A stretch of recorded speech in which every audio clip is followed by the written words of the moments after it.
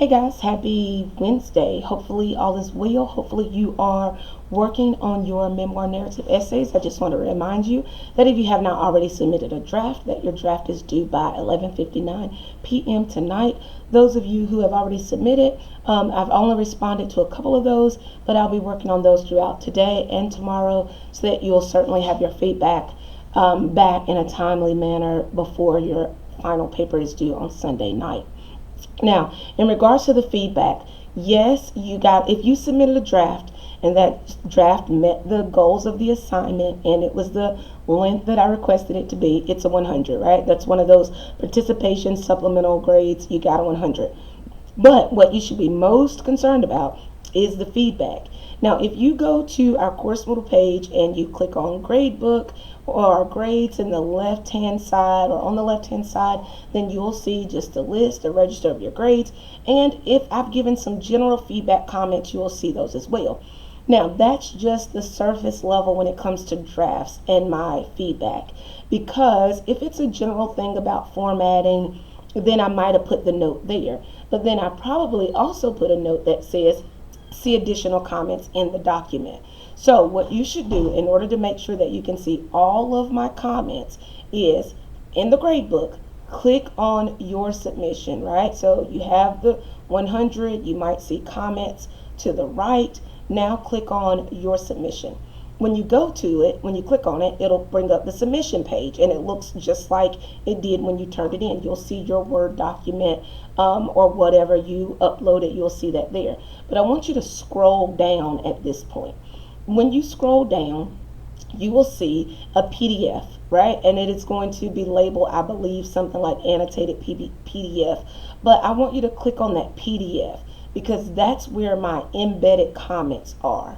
Now, once you click on that PDF, it will be your document, but now instead of a Word document, it's a PDF file. And what you will see is that any comments that I've made in text, whether it is marking something out with the marker tool or highlighting something in red, and most of the things for your draft that I highlighted in red are grammatical issues that I want you to address. Even if I didn't label them, it might be a grammar, a wording, a spelling error, something. I use the red highlight to draw your attention to it as you are revising. Also, you'll see little yellow thought bubbles, so to speak. I believe they're squares. And you can hover your mouse over that little yellow like text box thought bubble, and it will expand and show you my full comment. So if there's a paragraph where I've given you some explicit feedback, whether it's about content or grammar, then if you hover the mouse over the little yellow box, it will expand and show you the full comment. You can also scroll all the way to the bottom of the PDF and there will be a numbered index of my comments, and it's numbered as it relates to the thought bubbles that are in the document. So either way, you want to make sure that you're not looking at the draft and saying, okay, I got a 100, my paper is perfect. That is not the case.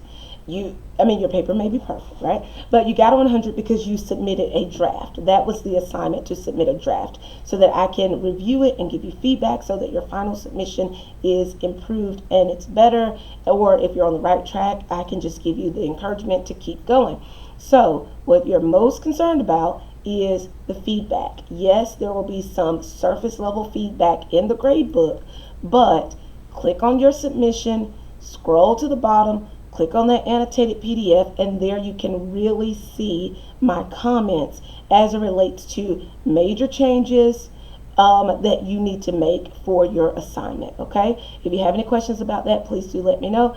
Otherwise, happy writing. I look forward to continuing to read your essays. Thank you guys for sharing some of yourselves with me in terms of giving me a little bit about who you are and things that have happened in your life. So I really do appreciate that. And again, if you have any questions or concerns, just don't hesitate to let me know.